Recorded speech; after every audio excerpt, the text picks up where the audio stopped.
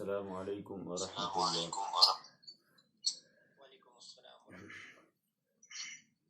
اعوذ باللہ من الشیطان الرجیم،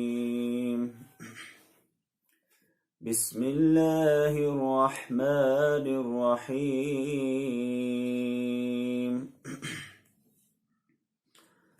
قل انی اخاف ان عصیت ربی عذاب یوم عظیم، من يصرف عنه يومئذ فقد رحمه وذلك الفوز المبين۔ وَإِن يَمْسَسْكَ اللَّهُ بِضُرٍّ فَلَا كَاشِفَ لَهُ إِلَّا هُوَ، وَإِن يَمْسَسْكَ بِخَيْرٍ فَهُوَ عَلَى كُلِّ شَيْءٍ قَدِيرٌ، وَهُوَ الْقَاهِرُ فَوْقَ عِبَادِهِ، وَهُوَ الْحَكِيمُ الْخَبِيرُ۔ صدق اللہ العظیم۔ رب اشرح لي صدری ویسر لي امری واحلل عقدۃ من لسانی یفقهوا قولی۔ ربنا زدنا علما، ربنا زدنا علما، اللهم علمنا الكتاب والحکمہ وفقہنا فی الدین یا رب العالمین۔ سامعین و مشاہدین کرام، سورۃ الانعام کے دوسرو رکوع کی ابتدائی آیات کل کے درس میں ہو چکی ہیں۔ سلسلہ کلام کو آگے بڑھاتے ہوئے آج کے درس میں ہمارے سامنے جو آیات ہیں وہ عقیدہ توحید سے متعلق ہیں، اور مشرکین کے سامنے کچھ سوالات کیے گئے تھے اللہ کے حوالے سے، توحید کے حوالے سے، اور آسمانوں اور زمین میں کس کا کنٹرول ہے، کون مالک ہے، کون خالق ہے، اور اس کے ساتھ ساتھ آخرت کے بارے میں بنیادی تصور دیا جا رہا ہے کہ قیامت یقینی طور پر برپا ہوگی، اور اللہ کی رحمت کا بنیادی تقاضا یہ ہے، اس کا مقتضا یہ ہے کہ انسان کو مہلت عمل دینے کے ساتھ ساتھ پھر ایک دن ایسا ضرور برپا کیا جانا چاہیے جس دن انسان کو اس کے عمل کا بدلہ ملنا چاہیے۔ اور اس کے بعد اللہ تبارک و تعالی نے پوری کائنات کے حوالے سے، چاہے اس کا تعلق آسمانوں سے ہو، زمینوں سے ہو یا زمانے سے ہو، ہر چیز کے متعلق یہ واضح کر دیا کہ تمام کی تمام ملکیت، تمام کا تمام اختیار اسی کے پاس ہے، لہٰذا جب سب کچھ وہی ہے لہٰذا اسی کی عبادت کی جانی چاہیے، اسی کے سامنے انسان کو اپنی جبین نیاز خم کرنی چاہیے، اسی کے سامنے سرنڈر کر دینا چاہیے، اور اللہ کے علاوہ اور کسی کو حاجت روا، کسی کو کارساز، کسی اور کو ولی بنانا یہ انسان کے لیے درست نہیں ہے۔ حضور صلی اللہ علیہ وسلم سے یہ بات کہی گئی، آپ کے ذریعے یہ اعلان کروایا گیا کہ آپ کہہ دیجئے کیا اس اللہ کے علاوہ میں اور کسی کو ولی بناؤں جو فاطر السماوات والارض ہے، اور وہی ربوبیت کا حق بھی رکھتا ہے، وہی رب بھی ہے، وہ کھلاتا ہے، اس کو کوئی کھلاتا نہیں، وہی رزق رسانی کا کام کرتا ہے۔ لہٰذا اگر دنیا مانے تب بھی ٹھیک، اگر نہ مانے، اللہ کے رسول صلی اللہ علیہ وسلم سے کہا جا رہا ہے آپ یہ اعلان کر دیجئے، اور قیامت تک کے ہر داعی حق سے یہ اعلان کروایا جانا مقصود ہے کہ قل انی امرت ان اکون اول من اسلم ولا تکونن من المشرکین۔ آپ یہ اعلان کر دیجئے کہ مجھے یہ حکم دیا گیا ہے، میں مأمور ہوں من جانب اللہ، اللہ کی طرف سے یہ حکم ہے کہ میں سب سے پہلا وہ شخص قرار پاؤں جو اللہ کے سامنے سرنڈر کر دے، مطیع ہو جائے، فرما بردار ہو جائے، مسلمانی کا اظہار کرے، اور شرک کرنے والوں میں سے نہ بنوں۔ یہ اللہ کا حکم ہے، امر الہی ہے جس کی پابندی انتہائی ضروری ہے۔ اس کے بعد اللہ کے رسول صلی اللہ علیہ وسلم سے یہ بات کہلوائی جا رہی ہے اور حضور صلی اللہ علیہ وسلم یہ بات فرما رہے ہیں، اور یہ بات ہم سب کے ذہنوں میں رہے کہ اللہ کے بعد اگر کسی کا مقام اور مرتبہ ہے وہ ہے حضور صلی اللہ علیہ وسلم کا مقام اور مرتبہ۔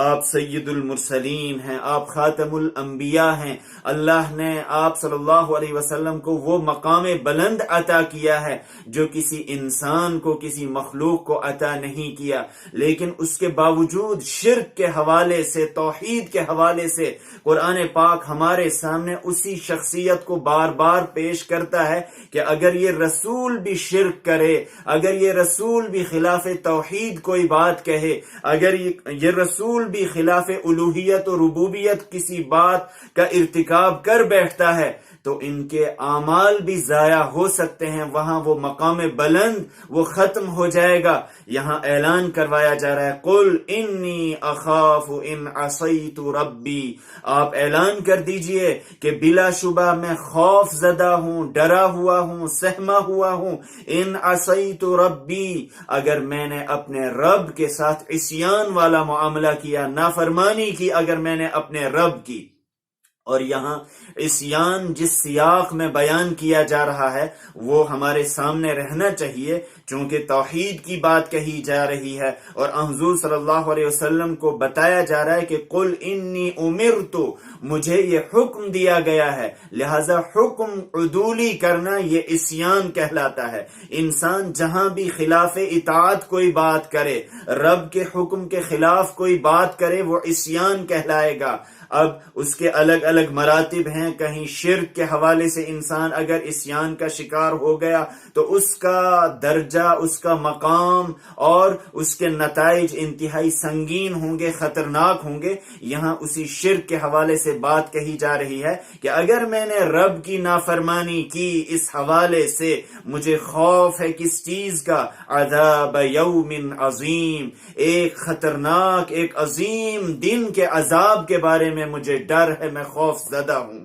یہ تصور آخرت کا، اللہ کے سامنے جواب دہی کا، اللہ کی نافرمانی کرنے کے نتائج کا احساس کہ انسان ہر وقت چوکنا رہے، قرآن پاک اس انقلابی عقیدے کو، اس انقلابی تصور کو ہمارے سامنے پیش کر رہا ہے۔ اور یہ بات ہمارے ذہن میں رہے کہ جب اللہ کے رسول صلی اللہ علیہ وسلم کے حوالے سے یہ بات بار بار کہی جا رہی ہے، کہلوائی جا رہی ہے، اور آپ صلی اللہ علیہ وسلم اس بات کا اعلان کر رہے ہیں، برملا لوگوں کے سامنے بیان کر رہے ہیں، اور عام طور پر دنیا کے اندر بہت سی شخصیات کے حوالے سے جو غلط تصورات در آئے ہیں، شخصیات کو الوہیت کا درجہ دے دیا گیا، شخصیات کو امر الہی سے مبرہ سمجھا گیا کہ وہ مستثنی ہیں، ایگزمپٹڈ ہیں، ان کو اللہ کے احکام کی پابندی کی کوئی ضرورت نہیں، اور شیطان اس طریقے سے انسانوں کے اندر، ان کی سوسائٹی میں داخل ہوتا ہے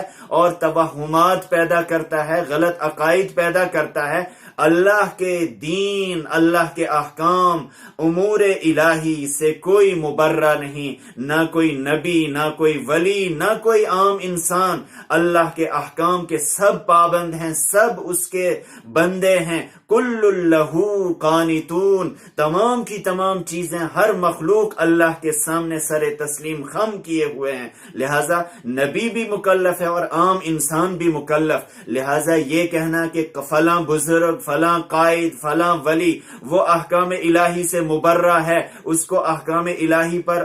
پابندی کرنے کی ضرورت نہیں، یہ خلاف شریعت بات ہے، خلاف اسلام بات ہے، اسلام کی روح کے بالکل منافی ہے۔ لہذا حضور صلی اللہ علیہ وسلم کے وساطت سے ہمیں یہ بات کہی جا رہی ہے کہ جیسے اللہ کے رسول صلی اللہ علیہ وسلم کہہ رہے ہیں اور آپ سے اعلان کروایا جا رہا ہے کہ عذاب یوم عظیم، ایک عظیم دن کے عذاب سے انسان ہر وقت خوف زدہ رہے، چوکنا رہے، کہیں ایسا نہ ہو کہ میں نافرمانی پر نافرمانی کرتا چلا گیا، عقیدہ توحید کے برخلاف کوئی کام کرتا چلا گیا اور اللہ کے ساتھ شرک کرتا چلا گیا، نتیجہ یہ ہوگا کہ انسان اللہ کے دربار میں پہنچے گا، اس دن کوئی کسی کا حامی اور مددگار نہیں ہوگا۔ اللہ کے رسول صلی اللہ علیہ وسلم کے حوالے سے یہ بات قرآن پاک کہتا ہے لئن اشرکت لیحبطن عملک، اگر آپ بھی شرک کریں گے آپ کے تمام اعمال اکارت ہو جائیں گے، ضائع ہو جائیں گے۔ لہٰذا انسان کی سب سے بڑی کامیابی یہ ہے کہ اس دن کے عذاب سے وہ بچ جائے اور جنت میں داخل ہو جائے۔ اسی مضمون کو قرآن پاک یوں بیان کرتا ہے من یصرف عنہ یومئذ، جس سے اس عذاب کو ہٹا دیا گیا، دور کر دیا گیا۔ صرف عن کہتے ہیں پھیر دینا، دور کر دینا، ہٹا دینا۔ تو اس دن جس سے اس عذاب کو بچا لیا گیا، فقد رحمہ، اس پر اللہ کی رحمت شامل حال ہو گئی، اس پر اللہ نے رحم کر دیا، وہ مرحوم قرار پایا، وہ بچ گیا۔ اور اللہ کی رحمت کا یہاں تذکرہ کیا جا رہا ہے، کتب علی نفسہ الرحمہ، اللہ نے اپنے لیے رحمت لکھ دی ہے، لہٰذا اللہ کی رحمت اس وقت خاص طور پر سامنے آئے گی جس کو جہنم کی آگ سے بچا لیا جائے گا۔ تو من یصرف عنہ یومئذ فقد رحمہ، جس سے اس دن یہ عذاب ہٹا دیا جائے، پھیر دیا جائے، یقینی طور پر قد کے ذریعے اس بات کو بیان کیا جا رہا ہے، یقینی طور پر پھر وہ مرحوم قرار پایا، یقینی طور پر اللہ نے اس پر رحم کیا۔ وَذَلِكَ الْفَوْزُ الْمُبِينُ، اور بالکل واضح کامیابی تو یہی ہے، بالکل واضح کامیاب انسان تو وہی قرار پائے گا جو جہنم کی آگ سے بچ گیا۔ قرآن پاک اس حوالے سے ہمارے سامنے بہت سے مقامات میں اور بھی دوسرے انداز سے اس چیز کو بیان کرتا ہے کہ جہنم سے چھٹکارا پا جانا، جہنم سے آزادی پا جانا، یہ انتہائی بڑی کامیابی ہے۔ فمن زحزح عن النار وادخل الجنہ، جس کو جہنم کی آگ سے بچا لیا گیا اور جنت میں داخل کر دیا گیا، فقد فاز، ایسا ہی شخص کامیاب ہو گیا۔ تو یہاں فوز مبین، واضح طور پر ایسے شخص کو کامیابی ملے گی۔ اس کے بعد ایک اہم ترین عقیدہ وہ بیان کیا جا رہا ہے، اور انسان دنیا کے اندر غیر اللہ کے سامنے جھکتا ہے، اس کی بنیادی وجہ یہ ہوتی ہے کہ انسان اللہ کے علاوہ اور کسی کے اندر نفع و ضرر کا عقیدہ گڑھ لیتا ہے، اور کسی کو نافع سمجھتا ہے، اور کسی کو ضار سمجھتا ہے، اور کسی کے در پر کچھ مفادات اس کے وابستہ ہو جاتے ہیں۔ قرآن پاک اس انقلابی عقیدے کو بیان کرتا ہے، اور جو اسلام کا بنیادی عقیدہ ہے، بنیادی تصور ہے کہ اللہ ہی سب کچھ کرنے والا ہے۔ اور اس حوالے سے ہم پورے قرآن پاک کا اگر مطالعہ کریں، اور قرآن پاک اس حوالے سے جو بنیادی تصور ہمیں دیتا ہے وہ 3 قسم کے تصورات ہیں۔ ایک تصور بار بار قرآن پاک ہمارے سامنے پیش یہ کرتا ہے اللہ ہی خالق ہے، وہی مالک ہے، وہی رازق ہے، وہی حاجت روا ہے، وہی سب کچھ ہے، وہی با اختیار ہے، جس کو ان آیات میں بھی بیان کیا گیا۔ جب وہی سب کچھ ہے، دوسرا تصور اس کا لازمی یہ ہے، اس کا تقاضا یہ ہے کہ وہی رب بھی ہونا چاہیے، وہی عبادت کے لائق بھی ہونا چاہیے، وہی ولی اور کارساز بھی ہونا چاہیے، یعنی وہی معبود برحق بھی ہے، یہ اس کا لازمی تقاضا ہے۔ اور پھر اس کے ساتھ ساتھ ایک تیسرا اہم ترین اس کا بنیادی تقاضا یہ ہے، جب وہی سب کچھ ہے، وہی نافع اور ضار بھی ہے، وہی سب کچھ ہے، اور قیامت کے دن وہی حساب بھی لے گا۔ تصور آخرت یہ اگر انسان کے اندر رچ جائے، بس جائے، تو پھر دنیا کے اندر انسان کبھی نافرمانی کر نہیں سکتا ہے۔ قرآن پاک اس بنیادی اور انقلابی تصور کو ہمارے سامنے یوں بیان کرتا ہے، اور جا بجا قرآن پاک نے اس کو بیان کیا ہے وَإِن يَمْسَسْكَ اللَّهُ بِضُرٍّ فَلَا كَاشِفَ لَهُ إِلَّا هُوَ، اگر اللہ آپ کو کوئی نقصان پہنچائے، فَلَا كَاشِفَ لَهُ، اس کو ہٹانے والا کوئی نہیں ہے، إِلَّا هُوَ، سوائے اس کے اللہ ہی اس کو دور کر سکتا ہے، اللہ ہی اس کو ہٹا سکتا ہے۔ یعنی ضرر کا اگر کوئی منبع ہے، مصدر ہے، اگر کوئی حقیقی طور پر نقصان پہنچا سکتا ہے، اور خاص طور پر شرک انسان کیوں کرتا ہے، وہ غیر اللہ کے سامنے کیوں جھکتا ہے، وہاں سے اس کو کچھ نہ کچھ امید ہوتی ہے، یا تو کہیں سے ضرر پہنچنے کا اندیشہ ہوتا ہے اس لیے اس کی عبادت کی جاتی ہے، اس کی اطاعت کی جاتی ہے، یا کہیں سے فائدے کا حصول مقصود ہوتا ہے اس لیے اس کی اطاعت اور بندگی کی جاتی ہے۔ دونوں کی نفی کی جا رہی ہے، نہ آپ کو اللہ کے علاوہ اور کوئی نقصان پہنچا سکتا ہے، نہ کوئی فائدہ پہنچا سکتا ہے۔ وَإِن يَمْسَسْكَ بِخَيْرٍ، اور اگر اللہ تبارک و تعالی آپ کو خیر پہنچائے گا، فَهُوَ عَلَى كُلِّ شَيْءٍ قَدِيرٌ، وہ ہر چیز پر قادر ہے، وہ ہر چیز پر کنٹرول رکھتا ہے، وہ ہر چیز پر قدرت رکھتا ہے۔ حضرت عبداللہ ابن عباس رضی اللہ تعالی عنہما ایک مرتبہ حضور صلی اللہ علیہ وسلم کے ردیف تھے، آپ کی سواری پر آپ کے پیچھے بیٹھے ہوئے تھے۔ اللہ کے رسول صلی اللہ علیہ وسلم نے اس وقت ان سے کہا، چونکہ یہ چھوٹے بچے تھے، اس وقت ان سے کہا، یا غلام انی اعلمک کلمات، اے بچے میں آپ کو چند باتیں سکھانا چاہتا ہوں۔ یہ مخصوص باتیں تھیں، یہ عقیدے سے متعلق باتیں تھیں۔ امام ترمذی رحمۃ اللہ علیہ نے ان کو نقل کیا ہے، اور حضرت عبداللہ ابن عباس رضی اللہ تعالی عنہ فرماتے ہیں کہ حضور صلی اللہ علیہ وسلم نے مجھے اس وقت یا غلام کے ذریعے پکارا، اے بچے میں تمہیں چند باتیں سکھانا چاہتا ہوں، میں چند باتیں تمہیں تعلیم دینا چاہتا ہوں۔ اس میں حضور صلی اللہ علیہ وسلم نے فرمایا، احفظ اللہ یحفظک،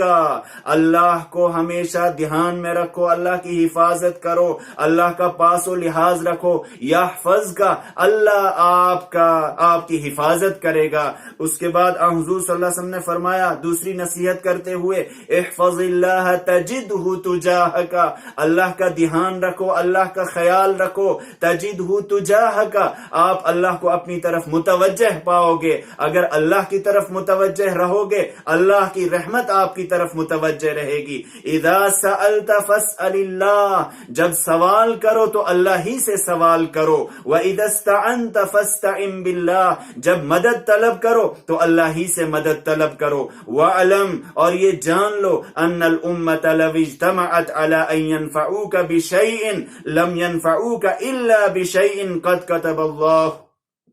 اللَّهُ لَكَ، جان لو اگر پوری دنیا بھی، پوری امت بھی اس بات پر متفق ہو جائے، جمع ہو جائے کہ تمہیں کسی چیز کے ذریعے فائدہ پہنچانا ہے، لم ينفعوک، وہ آپ کو فائدہ نہیں پہنچا سکتے ہیں، ہاں اتنا ہی فائدہ پہنچا سکتے ہیں، قد كتب اللہ لک، جو اللہ نے آپ کے لیے مقدر کر دیا ہے، لکھ دیا ہے۔ وَلَوِ اجْتَمَعُوا عَلَىٰ أَن يَضُرُّوكَ بِشَيْءٍ، اور اگر وہ اس بات پر مجتمع ہو جائیں، جمع ہو جائیں کہ آپ کو کسی چیز کے ذریعے نقصان پہنچانا ہے، لم يضروك الا بشيء قد كتب اللہ علیک، وہ آپ کو ہرگز نقصان نہیں پہنچا سکتے ہیں، ہاں اتنا نقصان پہنچا سکتے ہیں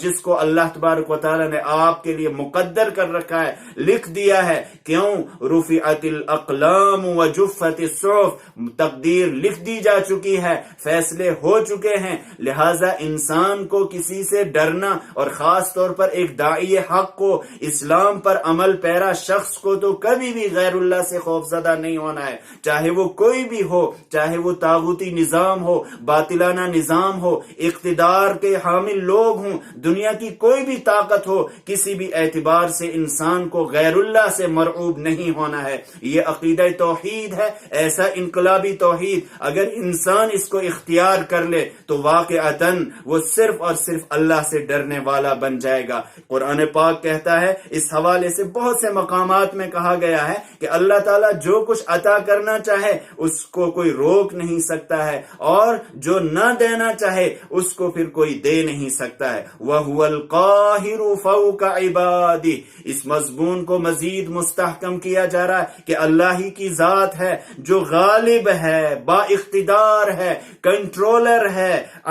فوق عبادہ،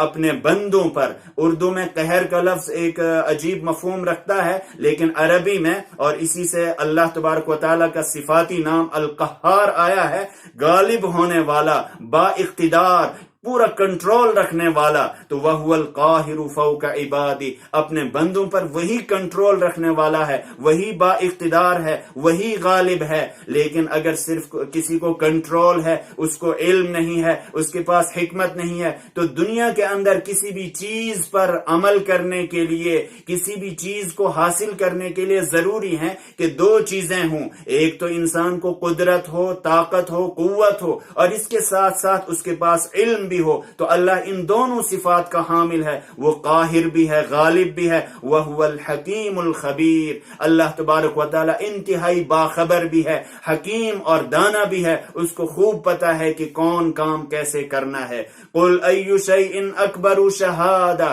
اس کے بعد ایک اہم مضمون کو بیان کیا جا رہا ہے۔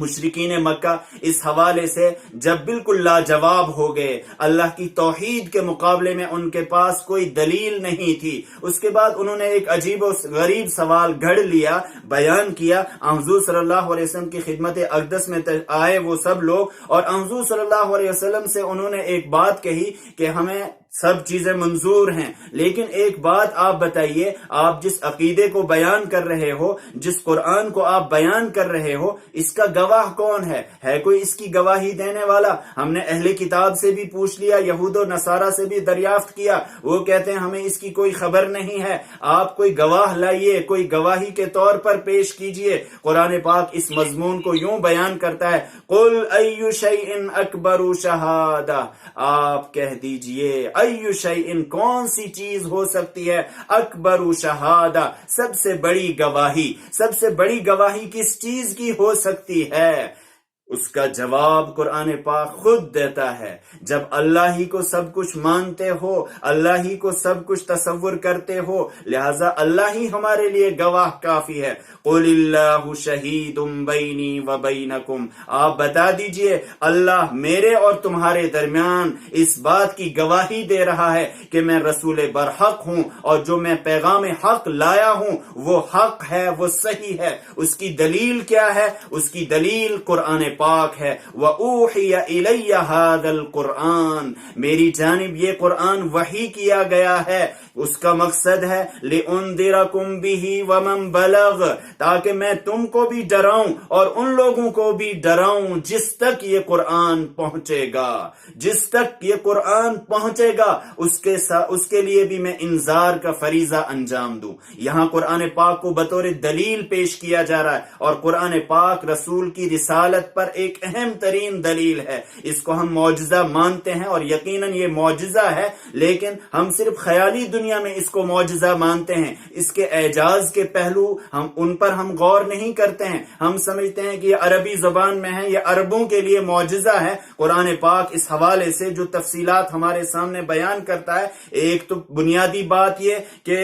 جس تک بھی قرآن پاک پہنچ گیا، ومن بلغ کی بات کہی جا رہی ہے، جس تک بھی یہ قرآن پہنچ گیا، اب اس کے سامنے کوئی جواب نہیں، کوئی عذر نہیں، اور کوئی دلیل اس کے پاس نہیں ہے۔ اس حوالے سے علامہ ابن جریر طبری رحمت اللہ علیہ نے بیان فرمایا ہے کہ من بلغہ آیت من کتاب اللہ، جس تک اللہ کی کتاب میں سے کوئی آیت بھی پہنچ گئی، فقد بلغہ امر اللہ، اس تک اللہ کا حکم پہنچ گیا، اخذ به او ترکہ، اب اس کو اختیار ہے، چاہے اس کو وہ اختیار کرے یا اس کو ترک کر دے، اللہ کا حکم اس تک پہنچ گیا۔ مقاتل رحمت اللہ علیہ بیان فرماتے ہیں، من بلغہ القرآن من الجن والانس فہو نذیر اللہ، جس جن و انس تک قرآن پاک پہنچ گیا وہ اس کے لیے نذیر ہے، اب وہ اس کے لیے ڈرانے والا ہو گیا۔ امام قرطبی رحمت اللہ علیہ نے حضرت سعید ابن جبیر رحمہ اللہ کا قول نقل کیا ہے کہ من بلغہ القرآن فکأنما قد رأى محمدا وسمع منہ، جس تک قرآن پاک پہنچ گیا اس نے گویا کہ محمد صلی اللہ علیہ وسلم کو اپنی آنکھوں سے دیکھ لیا اور حضور صلی اللہ علیہ وسلم سے اس کلام حق کو سن لیا، قرآن پاک جس کے پاس پہنچ گیا اب اس کو کسی اور دلیل کی ضرورت نہیں۔ یہ اللہ کا معجزہ ہے اور اس کا اعجاز ہر اعتبار سے ثابت ہے، اس کا ادب بھی، اس کا بیان بھی، اور اس کی قانون سازی، اس کی تشریح اور اس کے جتنے بھی اعجاز کے پہلو ہیں وہ سب جب انسان کے سامنے واضح ہو جائیں تو پھر اور کسی دلیل کی ضرورت نہیں رہتی ہے۔ اَإِنَّكُمْ لَتَشْهَدُونَ أَنَّ مَعَ اللَّهِ آلِهَةً أُخْرَى، کیا آپ اس بات کی گواہی دیتے ہو کہ اللہ کے علاوہ اور کوئی الہ ہے، کوئی معبود ہے؟ اگر آپ دو گے لیکن میں اس بات کی گواہی دینے کے لیے ہرگز تیار نہیں ہوں گا۔ قُلْ لَا أَشْهَدُ، آپ کہہ دیجئے میں تو اس کی گواہی نہیں دے سکتا ہوں، کیونکہ یہ جھوٹ ہے، فریب ہے۔ اس کی گواہی کون دے سکتا ہے؟ اللہ کے مقابلے میں اور کسی کو رب مانا جائے عقل قبول نہیں کرتی ہے، اس کا کوئی لاجک نہیں ہے، اس کی کوئی دلیل نہیں ہے۔ قُلْ لَا أَشْهَدُ، آپ کہہ دیجئے میں اس کی گواہی نہیں دے سکتا۔ قُلْ إِنَّمَا هُوَ إِلَٰهٌ وَاحِدٌ، آپ اعلان کر دیجئے، آپ بتا دیجئے کہ وہ تو ایک تنہا الہ ہے، ایک ہی الہ ہے، ایک ہی معبود برحق ہے۔ وَإِنَّنِي بَرِيءٌ مِّمَّا تُشْرِكُونَ، اور آپ لوگ جو شرک کر رہے ہو میں اس سے اعلان برات کرتا ہوں، میں اس سے بری ہوں۔ یہ انتہائی اہم ترین ضروری بات ہے کہ ہر وقت انسان شرک سے برات کا اعلان کرتا رہے، بار بار اس چیز کا قرآن پاک نے اظہار کیا ہے۔ اس کے بعد اخیر میں ایک اہم بات کہی جا رہی ہے کہ یہ لوگ ٹھکرا رہے ہیں، جھٹلا رہے ہیں، تکذیب کر رہے ہیں، لیکن حقیقت کیا ہے؟ الذین آتیناہم الکتاب یعرفونہ کما یعرفون ابناءہم، جن کو ہم نے الکتاب عطا کی ہے، یعنی یہ اہل کتاب یہود و نصارہ، یعرفونہ، وہ حضور صلی اللہ علیہ وسلم کو بالکل پہچانتے ہیں، جانتے ہیں کہ یہ نبی برحق ہے، یا اس کتاب کو وہ جانتے ہیں کیسے؟ کما یعرفون ابناءہم، جیسے یہ اپنے بچوں کو، اپنے بیٹوں کو جانتے ہیں۔ بیٹوں کے بارے میں، اپنی اولاد کے بارے میں انسان کو کبھی شک نہیں ہوتا ہے، ہزاروں لوگ ہوں لیکن اپنی اولاد کو وہ پہچان کر نکال لائے گا۔ اسی طرح سے وہ نبی برحق کو جانتے ہیں۔ حضرت عمر رضی اللہ تعالی عنہ نے ایک مرتبہ حضرت عبداللہ بن سلام سے ایک سوال کیا، جو پہلے اہل کتاب میں سے تھے، وہ اسلام قبول کر کے آئے تھے۔ ان سے ایک سوال کیا، اے عبداللہ ابن سلام، قرآن کہتا ہے کہ یہ کتاب کو یا نبی کو ویسے جانتے ہیں، ویسے پہچانتے ہیں جیسے یہ اپنے بیٹوں کو پہچانتے ہیں، یہ کیا بات ہے؟ یہ کیا بات قرآن پاک نے کہی ہے؟ حضرت عبداللہ ابن سلام رضی اللہ تعالی عنہ نے بیان فرمایا، جی ہاں بالکل، ہماری کتابوں میں اللہ کے رسول صلی اللہ علیہ وسلم کی نشانیاں موجود ہیں، علامتیں موجود ہیں، اور ایسی واضح علامتیں موجود ہیں کہ ہم اپنے بچوں کو اس انداز سے پہچان نہیں سکتے ہیں، کیونکہ بچوں کے بارے میں ہم یقینی طور پر نہیں کہہ سکتے ہیں ہمارے بچے ہیں یا اور کسی کے ہیں، وہاں ہمیں شک ہو سکتا ہے، لیکن نبی کے بارے میں ہمیں کوئی شک نہیں ہو سکتا ہے۔ ان کو ہم ان علامتوں کے ذریعے پہچانتے ہیں، ان نشانیوں کے ذریعے ہم پہچانتے ہیں جن کو ہماری کتابوں میں ذکر کیا گیا ہے۔ اور بھی اہل کتاب میں سے جو بہت سے لوگ مسلمان ہو کر آئے، انہوں نے حضور صلی اللہ علیہ وسلم کو ان صفات کی بنیاد پر، ان علامتوں کی بنیاد پر پہچان لیا جن کا تذکرہ ان کے ہاں موجود تھا۔ قرآن پاک اس کا تذکرہ یوں کرتا ہے کہ جن کو ہم نے کتاب سے نوازا ہے وہ آپ کو یا حق کو یا قرآن کو ویسے ہی پہچانتے ہیں، کما یعرفون ابناءہم، جیسے وہ اپنی اولاد کو پہچانتے ہیں۔ لیکن بات کیا ہے؟ ہٹ دھرمی ہے، تعصب ہے، اور وجحدوا بها واستيقنتها انفسهم، قرآن پاک کہتا ہے کہ انہوں نے اس نبوت کا، رسالت کا، حق کا انکار کیا، حالانکہ دل پورے مطمئن ہیں کہ یہی برحق ہے۔ لہذا الذين خسروا انفسهم، جنہوں نے اپنے آپ کو خسارے میں ڈال دیا، فهم لا يؤمنون، ایسے لوگ ایمان لانے والے نہیں ہیں، کیونکہ ان کے ہاں تعصب پایا جاتا ہے۔ اور قرآن پاک کی اس آیت سے ایک اہم ترین بات یہ بھی معلوم ہوئی کہ جو جانتے بوجھتے کسی چیز کو نہ مانے، ایک تو وہ خسران کا شکار ہو گیا، دوسری چیز اللہ نے اس کے بارے میں یہ فیصلہ کر دیا فَهُمْ لَا يُؤْمِنُونَ، اس کو پھر ایمان کی توفیق کبھی نصیب نہیں ہو سکتی ہے۔ لہٰذا قرآن سے فیض حاصل کرنے کے لیے ضروری ہے کہ انسان دل کو کھلا رکھے، دماغ کو کھلا رکھے، تاکہ انسان ہدایت حاصل کر پائے۔ اللہ تبارک و تعالی ہمیں قرآن پاک سے صحیح فیض حاصل کرنے کی توفیق عطا فرمائے۔ وآخر دعوانا ان الحمد للہ رب العالمین۔ جزاکم اللہ خیر۔